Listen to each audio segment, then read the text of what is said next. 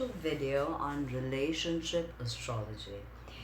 So I deal a lot with couples and I am also a relationship coach, and I use astrology as a tool to really understand and decipher the karmic implications of two horoscopes.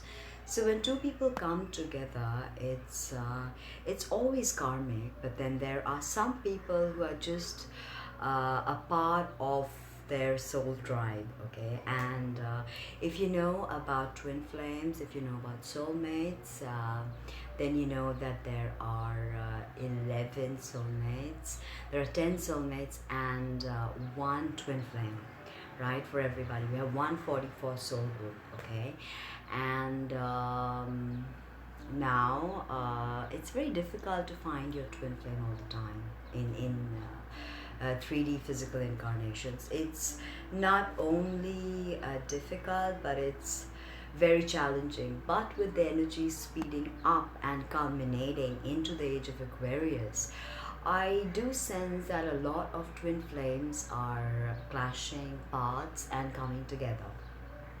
This is very interesting because a twin flame relationship is like no other relationship. And when two twin flames get together, they create a vibratory shield of magic that not only elevates them spiritually but elevates us as a collective, because they oftentimes dedicate their lives in the service and evolution of human souls. So it's almost like two bodhisattvas coming together and dedicating their life for the spiritual evolution of humanity. So this is one aspect of the relationship, but all of us are not always lucky to come face to face with a twin flame. It doesn't always happen that way. So what makes a good relationship? Are there any astrological markers that can make a good relationship? Can you study relationship synastry? That's what it's called in astrology. And can you come to a conclusion that, okay, is this couple meant to be, or is this couple not meant to be? Okay, so let's get right to it. So what are the most important things about a relationship? A relationship, the most important thing in a relationship is the moon signs, according to me. Okay, and I have seen this happen not once, not twice, not 10 times, not 100 times, but hundreds of times.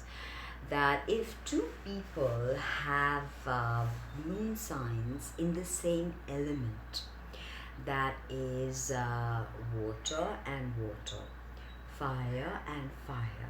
Say for instance, if the guy's moon is in Aries and the girl's moon is in Leo, it's almost like a karmic fated relationship, and they have a lot of chemistry, a lot of passion, a lot of long-term durability to a relationship. Okay, which is important, because only then can you really evolve as a soul. Although all relationships are not time consuming, it's not about the quantity in relationships, it's always about the quality. So as I was saying, that moon signs and the element in which the moon signs are placed. For instance, I have a Pisces moon, so my moon is in a water sign, and my ideal partner would also have his moon in Pisces or in a water sign like Cancer or Scorpio. This is very powerful. Or the man and the man who will fall in love with me can have his Venus in a water sign. That's later, we'll get into Venus, but let's understand the implications of the moon sign. Now, what is the moon in astrology? The moon is our emotional self. Now, in a relationship, it's mostly about our emotions. It's about us connecting. It's about really going deep.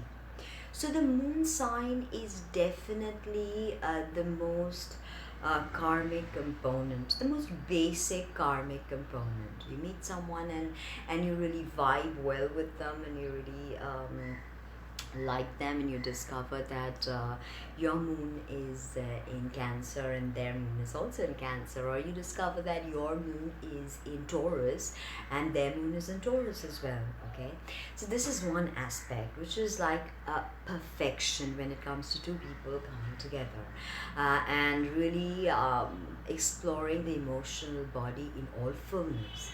But then what happens if the moon signs are say the guy has his moon in Taurus and the girl has a moon in Pisces. So Taurus being earth and Pisces being water, they are complementary. So it is not as perfect as the boy having the moon in Pisces, but it's also very good because there could be a flow of energy between earth and water elements. Okay, so this is a relationship that does have potential. But say a Cancer moon, okay, or a Scorpio moon with a Leo moon, now that I see friction. There I see possibilities of the relationship falling flat on its face. Why? Because the Leo moon is very different to a Cancer, a Scorpio moon or a Cancer moon. So this dichotomy that is expressed in the elements is not easily decipherable by us humans. And if we tend to go out or fall in love with someone who has a conflicting moon sign, element of the moon sign, then we tend to not make it last. It could be very tempestuous, it could be very passionate, but the long term sustenance is not there. Okay, now the moon sign basically is what we need. The moon is what we need, okay, in a relationship. It's what we need. It's our deepest feelings, it's our deepest emotions. Okay, and the moon is extremely important in relationships industry.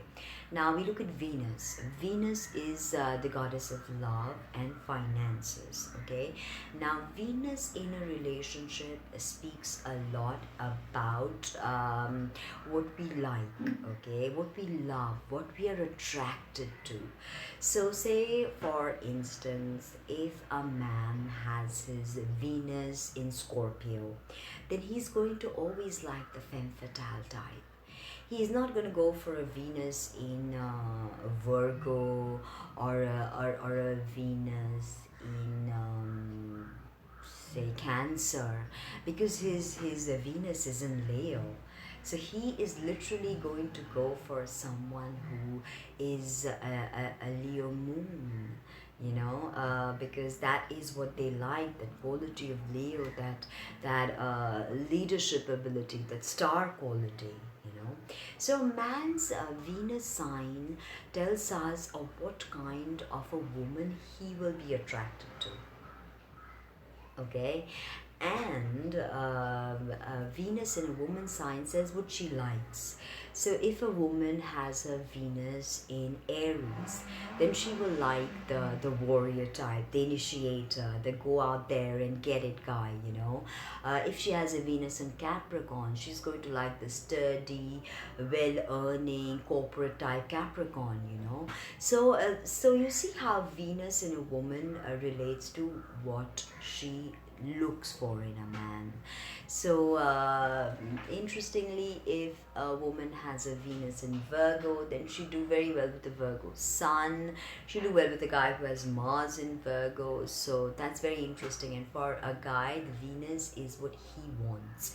Now it reverses when it comes to Mars, because in with guys and Mars placements, it's about who they are and who they are as people. And with a woman's Mars placement, we can understand what kind of a man she's going to be attracted to. So now, taking for instance, if a guy has his Mars in Cancer. Now, Cancer is the archetype of the mother, the womb. So this Mars in Cancer, although it is not the best placement for Mars, believe me, but Mars in Cancer in its high vibrations could be dads who look after their children, like the Swedish men who take equal time out to look after their children. They do all the housework, they do all the cooking, the cleaning, they look after the kids like a mother. Okay, so very interesting that Ceres is also the archetype of the mother, but Ceres also represents the father that brings up his child. So there's always this Mars in Cancer vibe attached to it. So if a man has his Mars in Cancer, then he's not going to. Then he wants a family. Pregnancy is important to him. He wants to see his wife pregnant. He may even get his woman pregnant several times. But if a girl has her Mars in, say, Aries, then there may be a conflict if the guy has his Mars in Cancer, because she's looking for she wants a man to be a warrior, she wants a man to be a go-getter, to be an initiator, not a man behind the scenes, not a man caring for home and hearth. So there is this dichotomy between the Mars sign and the Venus sign and where it's placed, and that can give you a very good idea as to what a woman may want, but what a woman may need. Okay, there's a difference to what we want and to what we need. Okay, so say for instance, if a man has his Venus in Leo but Moon in Taurus, he may be attracted to the more creative, glamorous women, but he may opt to marry a more reliable, earthy, homely woman. So you see, but he is probably deep down really attracted to the gorgeous Leonine women, but he can't express that Venus because his moon is in Taurus. So even in relationships industry, you have to look at all these different facets, like the moon, the Mars, and the Venus. You know how they are placed, and what narratives they are developing and stringing along while your relationship unfolds. So yeah. And now, elements, I've already spoken about the moon sign and the elements. So, just generally, element of the ascendant is also very important. So, a water sign ascendant person will be very, very compatible with another water sign ascendant. Okay, or even earth. As I said, they go complementary. The yin, which is earth and water, and then we have the yang element, which is fire and air. So you have to understand that for manifestation, for physical manifestation, we need all of this working in synchronicity, working in perfect sync, shall we say? Okay. So that's one thing to look at, the elements that are your Venus sign, the element of that, your Mars sign, the element of that, your moon sign, the element of that, your sun sign, and the element of that, alright? And another very interesting aspect of relationships industry or relationship astrology is the fifth house. Now, the fifth house is the house of Leo, okay? Now, Leo is all about romance. So whatever planets are there in the fifth house, whatever planets are there in the fifth house, they trigger this aspect. Fifth house is children, romance, and stuff like that. So you've got to look at your fifth house. If it's like for me, it's Capricorn for my Virgo ascendant. So the way I expect romance is like a Capricorn, So that is something to look at, the fifth house, which is traditionally Leo. Like say for an Aries ascendant, your fifth house is Leo. So that is important to you. So romance to you is experienced through the Leonine lens. So you want something grand, you want something glorious, you want something great. If you're Taurus, then your fifth house is Virgo. So you're looking for something earthy, something analytical, balanced. Okay, something that takes care of the little details and not just the big picture. Okay, so that's very important. But the seventh house is the house of marriage. So in relationship astrology, we not only look at the fifth house, we also look at the seventh house, which is the house of marriage. So, what kind of person you will finally marry, and how you will experience your married life is all in the seventh house and the aspects around it and the planets in it. Okay, so you have to understand what house is your seventh house, what planets are there, what aspects they are making to which are the planets, which are the signs. So that's how you'll understand the scope of your married life, okay, and how your relationship is going to develop in the long term. So, our seventh house, by the way, is the house of Libra, which is the house of partnerships. So, to Libra, everything is very partnership based, okay? Leo is the romance aspect, and Libra is more the partnership aspect. Okay, the coming together and not only spending the whole night frolicking in bed and making passionate love, but Libra is more about how can we bring that energy and balance it and work with it and create with it. Leo is also about creation, but Leo is volatile. There's a volatility about Leo. With Libra, there's a much more disconcerting, balanced vibe. Okay, that's very important. Now, of course, we have to also talk about the eighth house here, which is the house of sexuality, which is Scorpio. So, how you explore sexuality and how you understand sexuality, a lot of that will also decide what kind of relationships you'll have.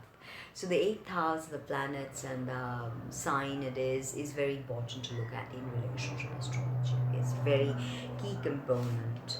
Uh, Venus, Moon, I've discussed. Moon is what you need. Venus is what you love. I brought that aspect already while talking about Venus in Leo and Moon in Taurus. Um, so that and Mars is attraction, is pure raw sexual attraction. So you have to understand the placement of Mars in your natal chart and the aspects it is making to really understand your sexuality. Juno is the archetype, the asteroid is the archetype of the wife, who was Zeus's wife, but she was very jealous, and Jupiter was sleeping around. Sorry, no, Jupiter's wife, Jupiter, the Roman Jupiter. Jupiter was sleeping around, and Juno went on killing the women he slept with because of the jealousy. So you have to understand that Juno in your chart may denote that jealous wife placement. Okay, so if you have your Juno in Aquarius, you're pretty progressive. Okay, normal conventional relationships bore you. Okay, I am a Juno in Aquarius, so that's pretty interesting. And what else do I have? Yeah. So Aries is how shall I say? Now let me describe each sign as lovers. So Aries is about going forth.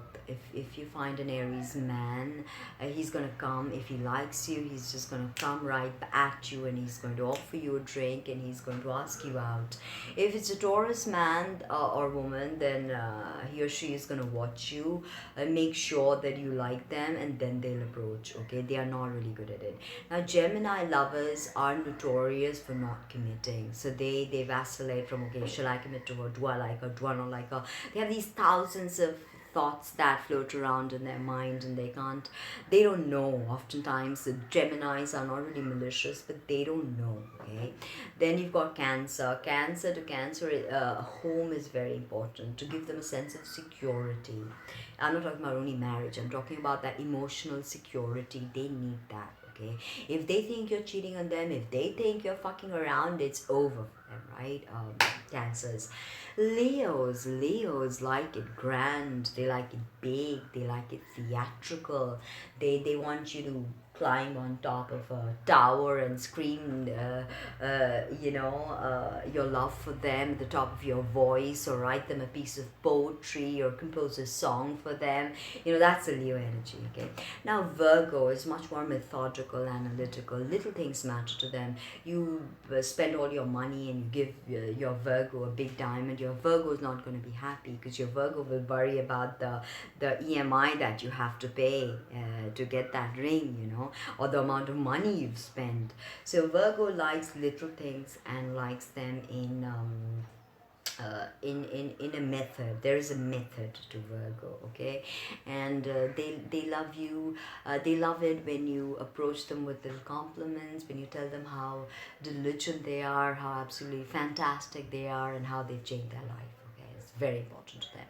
Libra. Now Librans are quite good lovers, because they are often passive aggressive. So uh, yeah, you can, if you're a forceful Leo, then you can really thumb your Libra, and he's gonna be this passive aggressive thing, and he may explode sometimes, and it's gonna be good with the makeup sex. But Librans really need to understand their wants and needs in a relationship, and they've got to understand that everything in life doesn't work through a relationship lens.